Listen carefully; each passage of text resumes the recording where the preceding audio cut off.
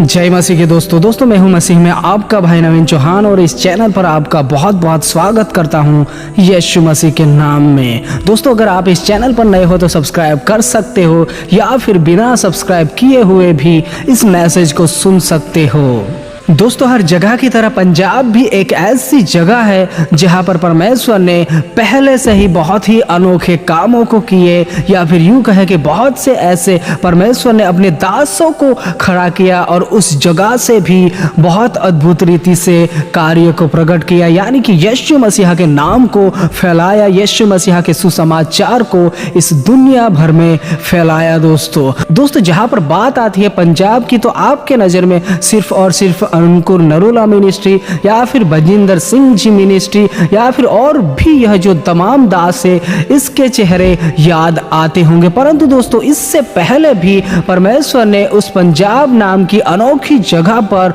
परमेश्वर ने अपने बहुत ही ऐसे अनोखे दासों को प्रकट किया कि जिसकी कहानी, जिसकी चर्चा जिसने भी सुनी उसकी आंखों से आंसू आ गए। ऐसे भी परमेश्वर के दास थे उस जगह पर, या फिर यूं कि उस जगह से परमेश्वर ने चुने और उसके द्वारा अपने कार्यों को प्रकट किया परमेश्वर ने कि उसकी कोई सीमा नहीं है। दोस्तों एक ऐसा ही प्रभु का अनोखा दास जो कि उस पंजाब नाम की जगह पर आज आप और मैं उन तमाम मिनिस्ट्री को देख रहे हैं और सुन रहे हैं, उसी एरिया में एक दोस्तों परमेश्वर का महान दास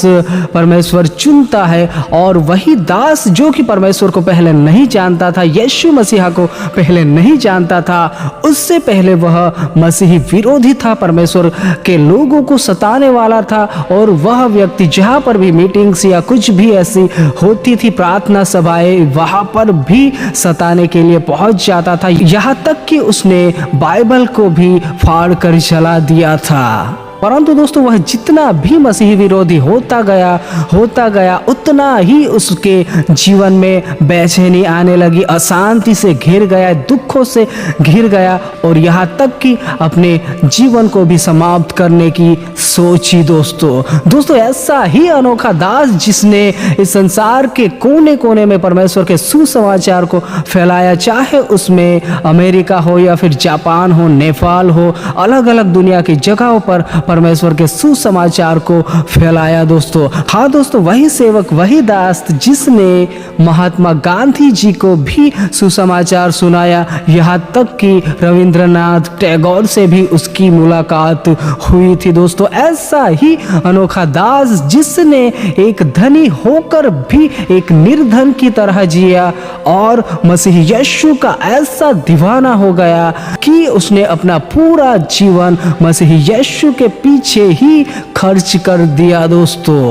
दोस्तों ऐसा ही परमेश्वर का अनोखा दास जो कि पंजाब प्रांत के पटियाला रियासत के रामपुर नाम की एक जगह पर जिसका जन्म होता है, और उसका परिवार, उसके माता पिता एक सिख धर्म को मानने वाले व्यक्ति थे। दोस्तों उसका परिवार एक तरह से देखा जाए तो बहुत ही भक्तिभाव स्वभाव का रहता है, यानी कि सुंदर सिंह की जो माता जो होती है वह बहुत ही भक्तिभाव स्वभाव की होती थी, पूजा पाठ या फिर हर एक अन्य चीजों में उसके एरिया में भी वह प्रसिद्ध थी, और उसे एक भक्तिन का भी नाम दिया गया था। परंतु जब उसके परिवार में 3 सितंबर 1889 को सुंदर सिंह का जन्म होता है, तब उसके घर में एक और खुशहाली आ जाती है। सुंदर सिंह की माता जो होती है, जब से सुंदर सिंह का जन्म होता है तब से जब ही वह थोड़ा बड़ा होने लगता है, तब से उसे वह ऐसी आध्यात्मिक बातें, यानी कि परमेश्वर के प्रति की बातें जो भी उस समय में होती थी वह उसे सिखाया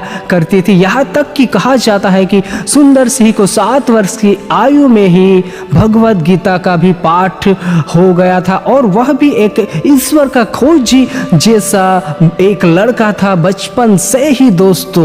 परंतु दोस्तों जब सुंदर सिंह बड़ा होने लगता है और उसे जब स्कूल में डाला जाता है, तब उसी गांव में मिशन स्कूल में उसे भेजा जाता है, जहां पर यह नियम रहता था कि प्रार्थना करना, वचनों को पढ़ना और उसके बाद क्लास की शुरुआत करना। परंतु जब भी सुंदर सिंह को बाइबल पढ़ने के लिए कहा जाता था, तब उसके मनों में एक आक्रोश भड़क उठता था, यानी कि वह जो प्रथम जो करता था वह अलग था। परंतु दोस्तों जब सुंदर सिंह को बाइबल पढ़ने के लिए कहा जाता था तब उसके मन में विद्रोह भड़क उठता था और वह ऐसा नहीं करने पाता था, क्योंकि उसके लिए यह अच्छी बात नहीं थी और तभी से सुंदर सिंह मसीह विरोधी बन जाता है। दोस्तों यहाँ पर आप चिंता मत कीजिएगा, क्योंकि मैं इस स्टोरी की कुछ ही महत्वपूर्ण भाग आपके सम्मुख रखने जा रहा हूँ, जो कि आपके जीवन को बदल देगी, जो कि आपकी सोचने की क्षमता को बदल देगी,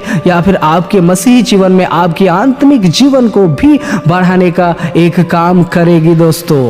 और दोस्तों ऐसा भी समय आता है कि जब सुंदर सिंह अपने शिक्षक से बाइबल को मांगता है और उसके घर पे सारे दोस्तों को बुलाता है। 16 दिसंबर 1904 को उसके घर पर सारे मित्र आ जाते हैं और वह उन तमाम दोस्तों को यह बताता है कि मैं मसीह के बारे में और इस किताब के बारे में, यानी कि मसीही लोगों के बारे में क्या सोचता हूँ वह तुम्हें बताता हूँ। और वह लकड़ियाँ लाकर जलाता है और उस पर बाइबल के एक एक पन्नों को डालता जाता है। तब उसका पिता भी उस जगह पर आता है और उसे रोकने की कोशिश करता है, परंतु उसके मन में बहुत ही मसीह के प्रति विद्रोह था। उसके लिए वह अपने पिता की तरफ भी ध्यान नहीं देता है। यद्यपि उसका पिता उसे समझाता है कि यह जो तू कर रहा है यह सही नहीं है, तुम्हारी माता भी अगर रहती तो तुम्हें समझाती कि यह बहुत ही अच्छी किताब है, परंतु फिर भी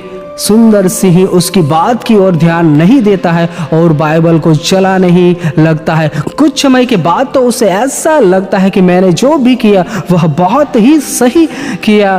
परंतु दोस्तों कुछ समय बीतने के बाद उसके मनों में, उसके हृदय में बेचैनी बढ़ने लगी, अशांति बढ़ने लगी, यानी कि वह इस प्रकार से अपने मानसिक तनाव से घिर गया, ऐसे सोचों से घिर गया कि यहाँ तक कि उसने अपने जीवन का भी अंत करने की ठान ली। और यही से शुरुआत होने वाली थी उसके अनमोल जीवन की यीशु मसीह के साथ जुड़ने की दोस्तों। क्योंकि दोस्तों उस समय में उसकी माता भी चल बसी थी और उसका भाई भी चल बसा था। इसके कारण उसका मन और भी इस प्रकार से अकेलेपन से वह घिर गया था कि जिसकी कोई सीमा नहीं थी। और दोस्तों दिन बीतता गया और एक समय ऐसा आया कि वह ऐसी अशांति में घिर गया, वह ऐसे दुखों में घिर गया, तब वह यह पुकार उठा कि अगर कोई सच्चा ईश्वर है तो मुझे दर्शन दे। वह अपने मन में यह ठान चुका था कि अगर मुझे कोई दर्शन नहीं देगा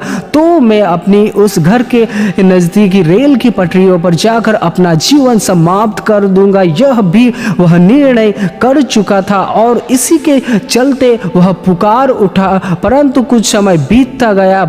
गया और सुबह के करीब 4:30 बजे के बाद उसके कमरे में एक बहुत ही दिव्य रोशनी चमक उठी। सुंदर सिंह ने सोचा कि यह बाहर से कुछ रोशनी होगी, परंतु बाहर कुछ भी नहीं था और उस जगह पर परमेश्वर पुत्र यीशु मसीह उसे प्रकट रूप से दर्शन देते हैं। कुछ समय के लिए तो वह यीशु मसीह के महिमामय चेहरे को देखकर उसमें खो जाते हैं, परंतु कुछ समय के बाद वह यह भी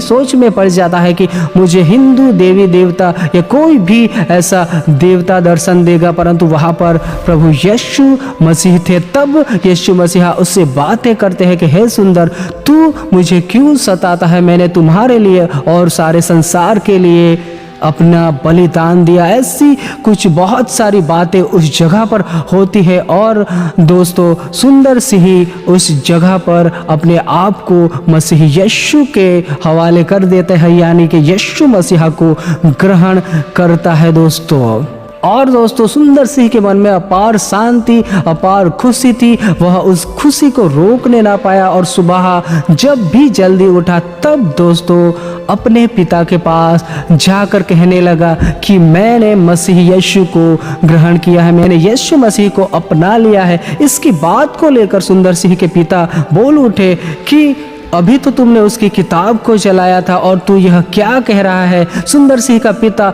ऐसे ही इस बात को लेता है, परंतु सुंदर सिंह अपने विश्वास में दृढ़ रहा और वह और भी परिवार को और अपने दोस्तों को भी बताने लगता है। वह भी यह बात को सीरियस नहीं ले रहे होते, परंतु दिन प्रतिदिन बीतता जाता है तब उन लोगों को भी रियलाइज हो जाता है कि सुंदर सिंह सही कह रहा है। दोस्तों, जब सुंदर सिंह के परिवार को यह पता चला कि सुंदर सिंह हाथ से निकलता जा रहा है, तब उसके पिता ने उसके पूरे परिवार को बताया। यहाँ तक कि सुंदर सिंह का एक चाचा था जो कि बहुत ही धनवान था। वह सुंदर सिंह को अपने घर पर लेके जाता है और उसे एक बड़ी तिजोरी के पास लेकर जाता है और उस तिजोरी को खोलकर उसे कहता है कि यदि तू मसीह को छोड़ दे, यीशु मसीह को छोड़ दे, तो यह सब तेरा हो जाएगा। सुंदर सिंह ने उस धन को, उस पैसों को देखा तो पल भर में वो भी चिंतित होने लगा। और दोस्तों, उसका चाचा भी रो रो कर उससे कह रहा था कि तू ऐसा मत कर,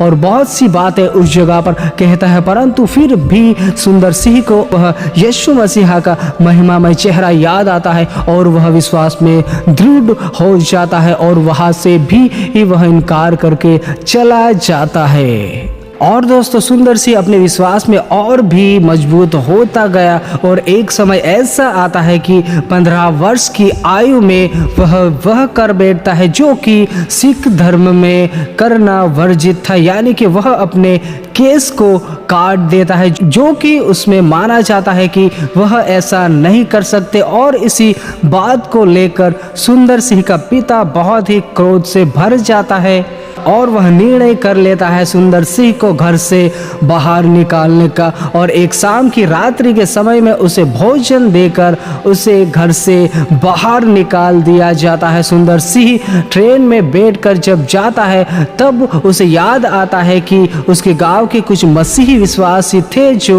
रूपर गांव में आ ठहरे हैं, और वह उस जगह पर जाता है और पास्टर उपल के यहाँ जाता है दोस्तों, और वहाँ पर जाते ही उसे उल्टियाँ आनी शुरू हो जाती है। और दोस्तों, सुंदर सिंह और पास्टर उपल यह समझ चुके थे कि सुंदर सिंह को जहर दिया गया है, क्योंकि दोस्तों उन समयों में ऐसा ही होता था कि कोई भी अगर मसीह को अपनाता था तो उसके साथ ऐसा ही किया जाता था। इसीलिए सुंदर सिंह के साथ भी ऐसा किया गया कि वह आधे रास्ते में ही मर जाए। जब दोस्तों यह बात पता चलती है तब पास्टर ऊपर डॉक्टर को फोन करके बुलाती है, परंतु जब डॉक्टर उस जगह पर आता है और सुंदर सिंह को देखता है तब उसे पता चल जाता है कि जहर जो था वह पूरे शरीर में फैल चुका था। और डॉक्टर यह भी सोचने लगा कि अगर मैं उसे दवाई दूंगा तो भी यह नहीं बचने पाएगा,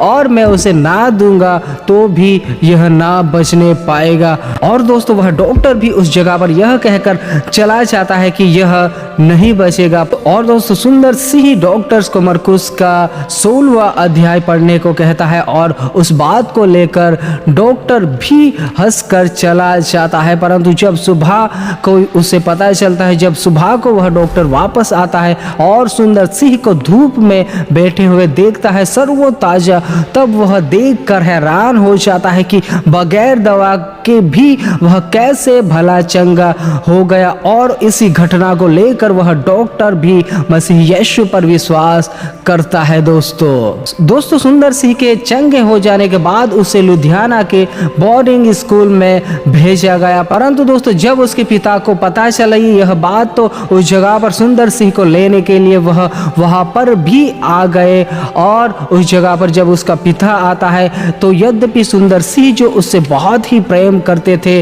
और दोस्तों उसका पिता जो था उसे वहां से ले जाने की इच्छा में रहता है, परंतु सुंदर सिंह नहीं चाहता है क्योंकि वह मसीह को अपना चुका था और वह उसका परिवार उस जगह से वापस चला जाता है। परंतु वापस वह आने की कोशिश करते हैं और यह भी धमकी देते हैं उसकी फैमिली जो रहती है कि हम इसे नहीं छोड़ेंगे, और इसी बात को लेकर उस जगह से भी सुंदर सिंह को किसी और जगह पर भेजने की तैयारी हो जाती है। और दोस्तों सुंदर सिंह को वहां से सब बात भेजा जाता है और वहां पर वह अपनी आयु तक यानी कि पूरे 16वें वर्ष तक वह वहां पर शिक्षा लेता है और कानूनी तौर पर वह उस समय बपतिस्मा भी लेता है, यानी कि अपनी ही मर्जी के अनुसार वह करने वाला एक व्यक्ति बन जाता है, क्योंकि उस समय में ऐसे ही कानून थे कि 16वें वर्ष के बाद हर कोई व्यक्ति अपने अपने निर्णय को ले सकता है, जिस प्रकार अब के